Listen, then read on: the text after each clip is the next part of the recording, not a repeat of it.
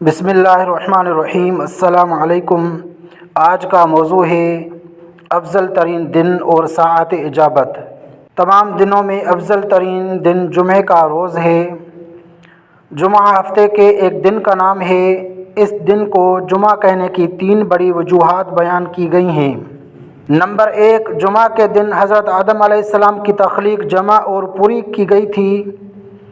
Number 2، حضرت آدم علیہ السلام جب جنت سے دنیا میں اتارے گئے تو اسی دن زمین پر وہ حضرت حوا علیہ السلام کے ساتھ جمع ہوئے تھے۔ نمبر 3، اس دن چونکہ تمام لوگ اللہ تعالیٰ کی عبادت اور نماز کے لیے جمع ہوتے ہیں، اس لیے اسے یوم الجمعہ کہا جاتا ہے۔ سامعین کرام، جمعہ اسلامی نام ہے۔ زمانہ جاہلیت میں اس دن کو عروبہ کہا جاتا تھا۔ جمعہ کا روز نبی کریم صلی اللہ علیہ وسلم کی بعثت سے پہلے زمانہ جاہلیت میں بھی ایک امتیازی اور شرف و فضیلت کا دن مانا جاتا تھا، مگر اسلام نے اس دن کو اس کی حقیقی عظمت و فضیلت کے پیش نظر بہت ہی زیادہ باعظمت و بافضیلت دن قرار دیا۔ چنانچہ نبی کریم صلی اللہ علیہ وسلم نے ارشاد فرمایا، ان سارے دنوں میں جن میں آفتاب نکلتا ہے، یعنی ہفتے کے 7 دنوں میں سب سے بہتر اور برتر جمعہ کا دن ہے۔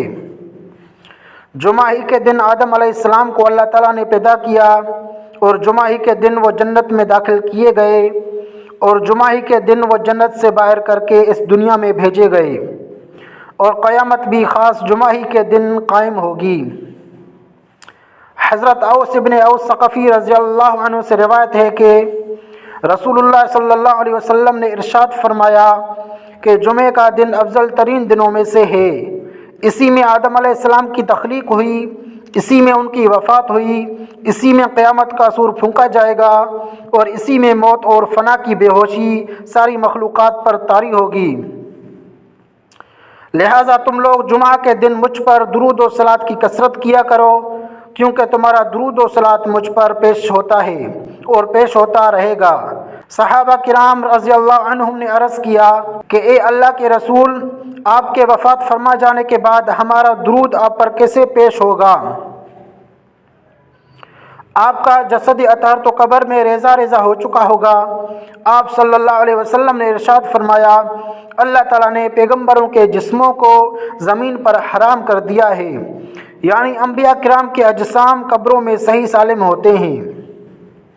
حضرت ابو ہریرہ رضی اللہ عنہ سے روایت ہے کہ رسول اللہ صلی اللہ علیہ وسلم نے فرمایا کہ جمعہ کے دن میں ایک گھڑی ایسی ہوتی ہے کہ اگر کسی مسلمان بندے کو حسن اتفاق سے اس خاص گھڑی میں خیر اور بھلائی کی کوئی چیز اللہ تعالیٰ سے مانگنے کی توفیق مل جائے تو اللہ تعالیٰ اس کو وہ چیز ضرور عطا کر دیتا ہے۔